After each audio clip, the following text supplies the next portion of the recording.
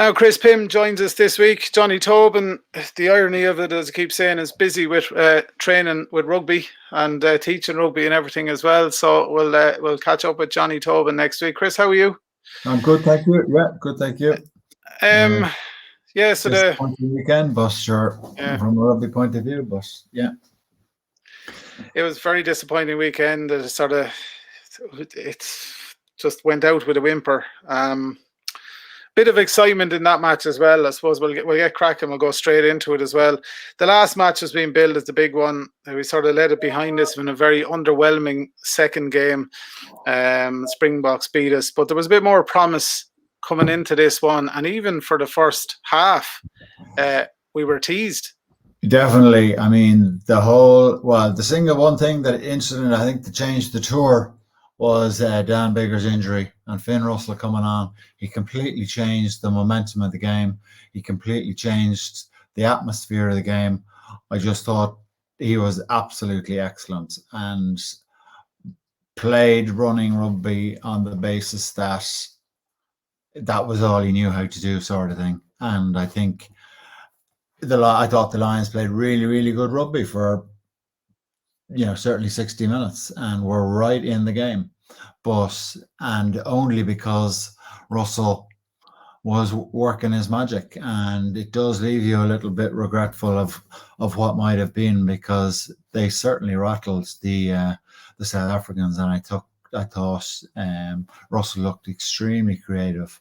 And then alongside him, I thought Henshaw was absolutely superb as well. So I think the injury was possibly the best thing that happened to the tour, because I thought it completely changed the game.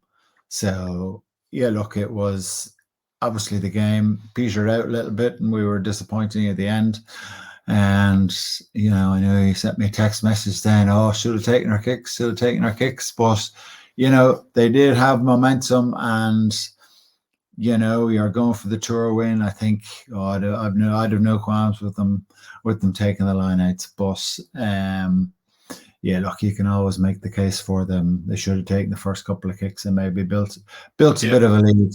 But look, it's easy to be wise after. If they scored off it, they would have been the greatest of all time. So look, that was disappointing. But look, I think single-handedly, Finn Russell injected a bit of life back into the tour, because the Lions started the very same way that they started the other games, which was basically to kick the ball in the air and take their chances. And I felt Russell was superb, and certainly was the difference on the day between Test 2 and Test 3. Yeah, exactly, Chris. The Lions started off, like you said, in the same format as before, with this kicking game and with just trying to carry the ball against the box, but they were getting absolutely nowhere for the first 10, 20 minutes. And I said to myself, Jesus, it's going to be a long night. But as soon as Russell came on, he started moving the ball the way we would have expected. Skip a man out, skip a fella out to pass on the right or left hand side. But Bundyaki came into the game.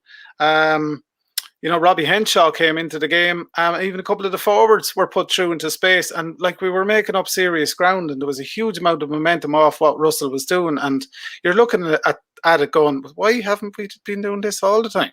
Exactly. So it can be done, and I think this Warren ball, as it was called, I think it's had its time, and I think the game of rugby desperately needs the Finn Russells of this world. And I would be extremely surprised if Warren gets another spin at doing another tour. I think he's had his time. He's been extremely successful, but look, he needs to go. We need a fresh view.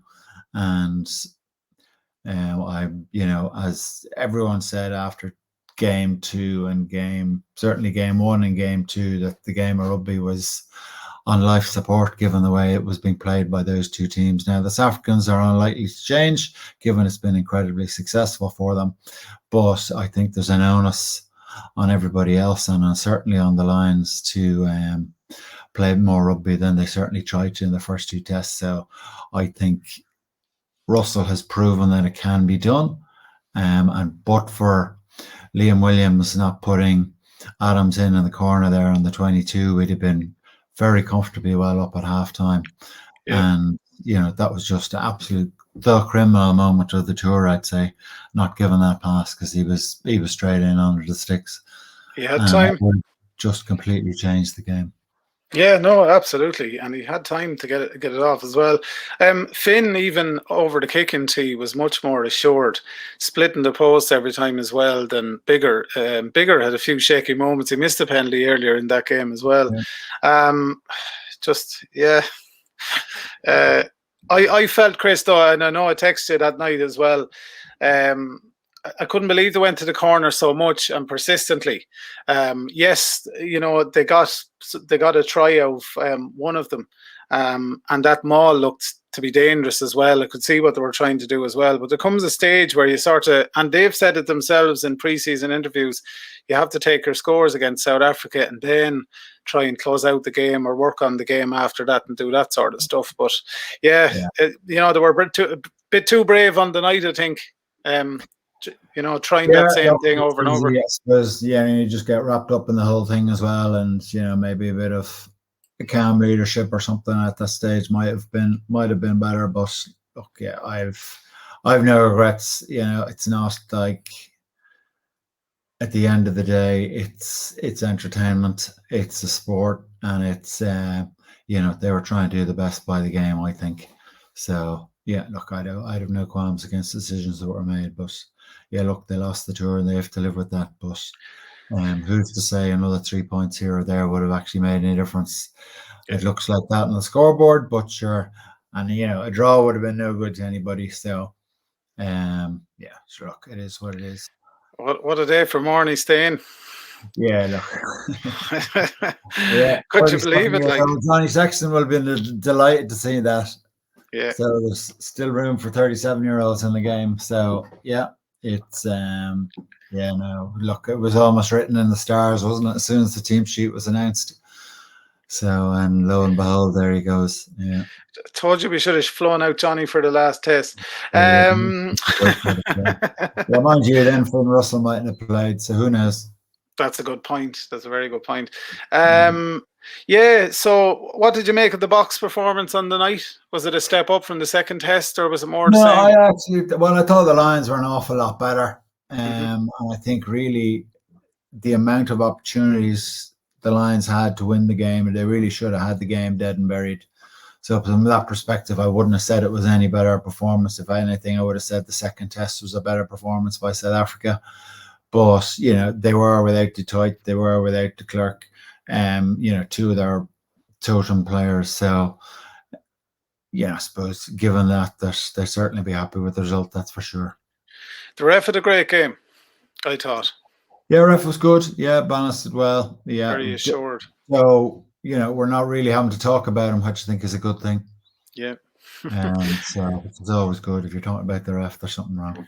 Yeah, I just found it's very straightforward explanations, and it's not going over the top. He let the game run a bit as well, which I thought was good on the night. But yeah, at least we're not giving out about him.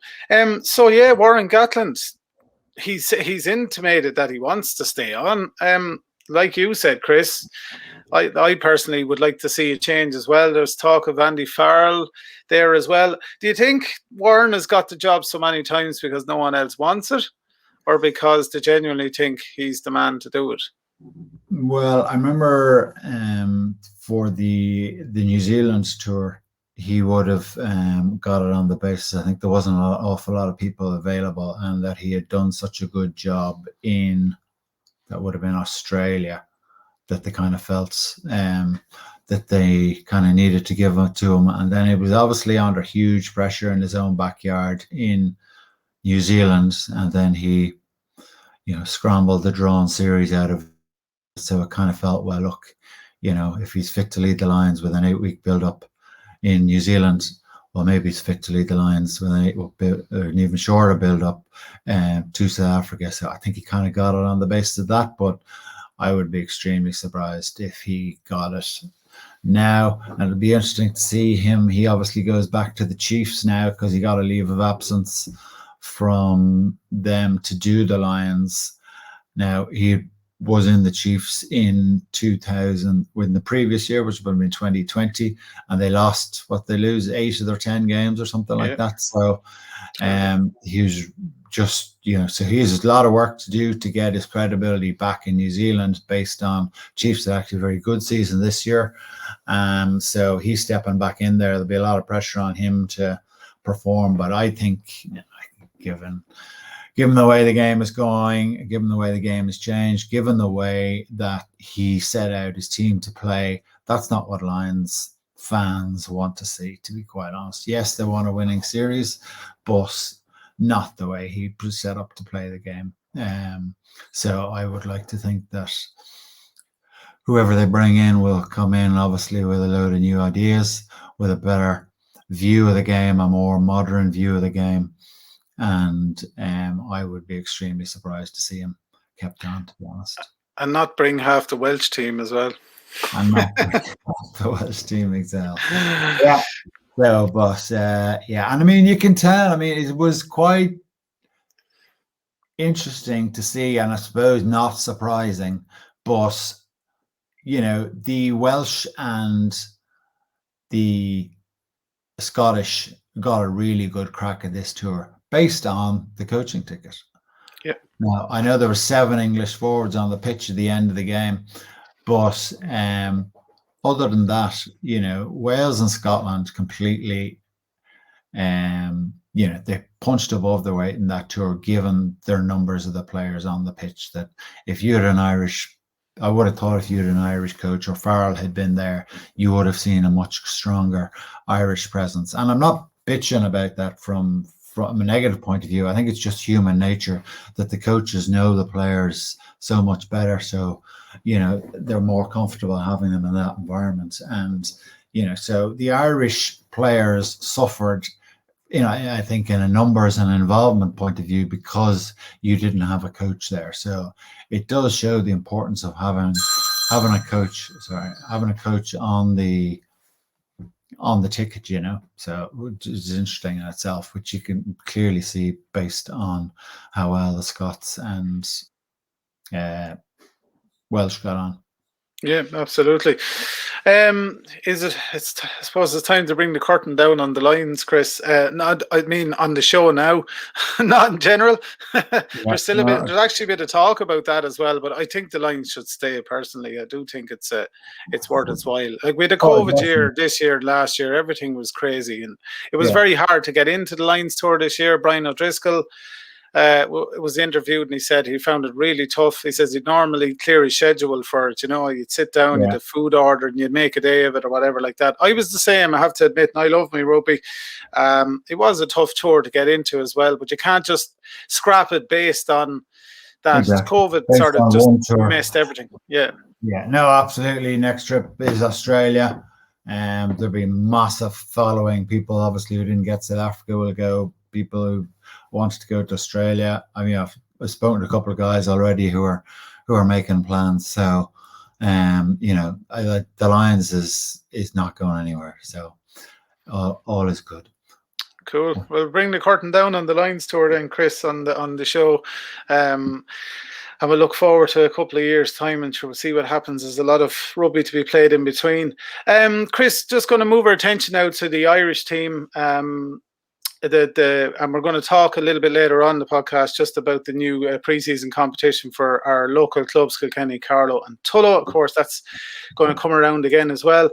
But we've had a lot of players used in the Six Nations this year. We had the summer series with 2 games there. Players tried out. With a busy time coming up, basically, is what I'm trying to say. With the World Cup in 2023, it's not that far away in terms of rugby. It's only 2 seasons or 2 Six Nations or whatever like that. It's not very long in the grand scheme of things. Andy Farrell's got autumn tests in the US, Las Vegas and Japan. The All Blacks in Argentina are in Dublin this year. There's a 3-test tour in New Zealand next summer. There's the Six Nations. It's a busy, busy time. Now is the time that Andy will have to really start ratcheting up what he's doing to get ready. This is the window. This is the 2-year run in, and 4 games against New Zealand is pretty intense stuff, isn't it? Yeah, look, they've added to what you said there already. They have a 3-test tour in New Zealand as well, the back end of next season. So yeah, once they've played the All Blacks 4 times, at least this time next year, we'll know an awful lot more about what our World Cup 23 chances look like. But I absolutely believe he will continue to look at players this season and give guys opportunities. And I think the Irish public really need to back him and support him in his efforts to try and get a look at as many players as he can leading up to the World Cup. And then, yes, absolutely. Then once we get into what will be 2022, that he's looking to nail down what would be his 30 or 29 that he brings with him to the World Cup. So, but yeah, look, there's a lot of rugby being played between now and then. It'll be really interesting, and there will be lots of opportunities for guys to put their hand up. And certainly, if you want to make a name for yourself, you'll get 4 fantastic opportunities against the All Blacks. So yeah, look, that promises to be really, really exciting. Yeah, it's a decent schedule for that purpose, Chris. The autumn tests, like against America and Japan, against America and Las Vegas. I'm going to say it's a handy one, but it's a chance to try out those young fellas again. Japan, not as much, but a little bit. And then you've got the All Blacks in Argentina in Dublin as well. The All Blacks will be, throw the kitchen sink at it. But Argentina, you might be able to try a couple of fellas as well. There's a lot of fellas that need more game time, younger lads, to see what they're made of. We had bits of signs of it in the summer series and that as well. I have to agree with you. We need to give Andy a bit of a chance. We can sort of start to see towards the end of the Six Nations and in the summer series what he's trying to do in terms of plays, and what Mike Catt is trying to do as well in terms of attack. And with a lot of decent players in Ireland capable and willing to do all that as well. Yeah, is it a case to send over the babies to America and... you know what I mean? I think he'll try, based on the 2 games during the summer there, Japan and America. He will look to blend back in some of his senior pros into those ranks, with a view then to having most of them available for the big games against what would be Argentina and the All Blacks in the autumn, and that he would have a good blend then of both leading into what will be the Six Nations next year. But you would like to think there will be 4 or 5 of those guys who played in the America game and the Japan game who will feature as part of the plan going forward. And there'll be 1 or 2 that didn't get a gallop during the summer for whatever reasons, because of injury or just because there's so many guys in their position. And we spoke about the likes of Tom Daly and maybe even Scott Penny, and that guys who didn't get a spin. Then you'd like to think that they will maybe get their chance in the autumn against in Vegas or the Japan America games, one of those 2 games. So yeah, I would expect he will continue to have a look at guys out there, continue to bring guys into the squad to have a look at them, see how they blend into trying to be taking that step up to become an international player. So yeah, I think it's a very exciting season. And if you're a young up and coming rugby player, I think the more games there are at international level, the better for their opportunities, for sure. Yeah, absolutely. And even if they go to New Zealand and they win 1 and lose 2, there's a lot of learning there for young fellas. I'm not saying we're going to get defeated in all the tests, but there's a lot of learning going to New Zealand, playing the All Blacks, getting beaten and going, okay, that's where I need to be. That's where we need to be. Win or lose, there's a lot to be learned in it as well. Chris, where are we light, or where are we, I suppose, not that we're light, with a lot of players in a lot of different positions, and we're like I said, we're tripping over back rows and that sort of stuff. Where do we need most assurance? Out half, anyway, definitely, because Johnny's going to be around. 10 is the biggest. Yeah, would be the biggest concern, and you have a little bit of a concern at 9, in that Murray's obviously He's had a good tour. He hasn't been, he's got on well, but he may or may not be around. And given that he's such a senior part of the team and is so much a part of what Ireland do, that, and I fully accept that there's guys in the wings there. We've Kate Gracie, we've Jamison Park, we have, Luke McGrath, if you want him. There's guys there, but I'm not altogether sure. He's 100% sure who his second, third, and fourth choice are. I mean, McGrath didn't get a look in all summer, and I would have him ahead of Gibson Park, and sure Leinster have him ahead of Gibson Park. So It is a little bit of a strange one that someone like Luke McGrath isn't really in the picture. So it'd be interesting to see if he gets an opportunity next season, because I actually think he's possibly the best scrum half in the country at the moment, Luke McGrath. But they're clearly going to have a good look at Casey, and I think he definitely brings something different. But it'll be interesting to see how his game comes on over the next 12, 18 months as well, because, there's an awful lot expected of him. And yes, he's kind of a showboater of a player.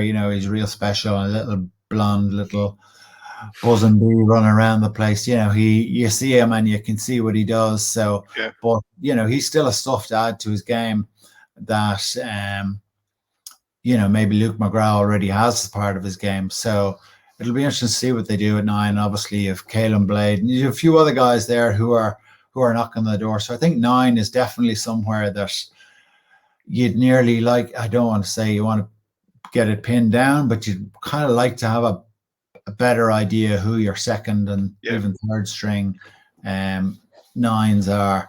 But look, obviously 10 is a big concern. Really great to see Joey go so well in the second game, particularly that was against the USA. Was that the second game? It was, which was great. And then obviously Harry Byrne came on and was really, really assured. So big 6 months coming up now for Joey. He really needs to stamp his authority on, and pin down that number 2 position at 10. But it'll be really interesting to see what Leinster do, even with Harry Byrne. Will he start ahead of Ross, or what will happen there? So Leinster have a couple of big calls to make as well. So it'll be really interesting to see, and be interesting then to see how they manage Johnny, who's clearly going to be there for next season. So, but obviously his game management and stuff, and obviously the issues with the bangs and stuff, the last Six Nations campaign. So interesting to see how that all pans out for sure. Yeah, it's such pivotal positions, 10 and 9 as well. Like, look at the amount of 8s, 7s, 6s. Look at their second row selections. Look at the front rows with 2 international, not 2. Well, of course with 2 international, but we've got such great front rows and backup front rows, and you can switch them in and out, and they all have their different strengths. Just based on what you were... one of the biggest problems Leinster are going to have is at 8. Yeah. Who do you put in? Doris, you have Max Deegan, who's now coming back from a bad injury, and Jack Conan. Scott Penny, if you want him. Yeah, well, I mean, you have Barr. There were a multitude of issues at 7 as well, but with Josh Van der Fleer, Will Connors, and Scott Penny, but that's only the start of it. But I mean, you have 3 serious athletes there at 8, and I don't know how Leo plans on keeping them all happy. That's going to be extremely challenging. Yeah, absolutely. Based on what you were saying, Chris, as well about Joey Carberry, just thinking about it, these autumn tests are really, really going to... Basically what I'm trying to say is, when I think Andy will have a fair good idea of who his pecking order is at out half and scrum half by the time the Six Nations training camp comes around. I think that'll be the plan. Because you've got a graded level of games coming up. You've got the US, you've got the All Blacks, you've got Argentina, and Japan in there as well. You've got nice grading of intensity of games and everything. It's great complaint to have as well. Yeah. So when the boys rock in to start naming their squad for the Six Nations, like they should be able to look at and go, right, Joey's the fella we're putting our faith in here, and Harry's his backup. Johnny's there as well, but yeah, you know, Johnny's getting too many head knocks these days. We're going to leave him in Leinster. That could happen. We don't know. Yeah, absolutely could. Yeah. So he's the current Irish captain, so he certainly won't see it that way. But absolutely, so it'll be interesting to see how that pans out for sure. Chris, well, just going to move on quickly before we finish. Our local rugby is coming back around again. The Leinster League, Towns Cup, all that is coming up in the next couple of months. But there's a new pre-season tournament. Usually the Carlows, Kilkennys and Tullows will play the Southeast League or Cup before their season starts. It's their, you know, to sort of blow off the cobwebs after the summer. But there's a new pre-season tournament named called the Colm O'Shea Cup, and then the Metropolitan Cup as well for junior rugby. So it's 4 weekends, starts on August 21st, finishes on the 11th, and it's a knockout competition. And the finals will be played as a double header in Lansdowne. So for people that aren't familiar, it's the back pitch of the Aviva Stadium, in the shadows of the Aviva Stadium, and there'll be 2 finals on that day, so they're making a bit of a thing of it as well. I suppose a change is as good as a rest, Chris, in terms of rugby and pre-season tournaments. I know the lads, I remember talking to, was it James Blanchfield in Kilkenny a few weeks ago. He had said that there was plans for a new pre-season tournament, and they liked that idea, something different and a bit of a cup competition. It's a bit of a step up from the Southeast, you know. It's just something to sharpen their brains, I suppose, before the league starts. Yeah, no, definitely, and it's incentive for our guys to get out early in the season and, you know, get a bit of pre-season under them, and then get into the season sort of with something behind them. And, you know, if you have silverware in your hip pocket by the end of September, you're kind of going, well, look, that's a great start to the season, and guys are all in good form and want to turn up the training and want to be there and want to be a part of the system. So, yeah, look, I think it's a great opportunity, and the clubs that get behind it, and there's nice reward for them all there. So, yeah, look, I'd be really positive. I think it's a great development. Yeah, it's hard to read too much into it as well. Tullow playing point first. You know, we're all coming in off the back of no rugby for exactly for the last year or more. Yeah, it's a blank canvas for everybody, so a great opportunity for everybody as well. I'm sure the lads are enjoying their pre-season at the moment, Chris. Sure, plenty of lads hanging over barriers on the side of the pitch, I'd say, after running the guts out of them. And we've all been there, exactly. Yeah, absolutely.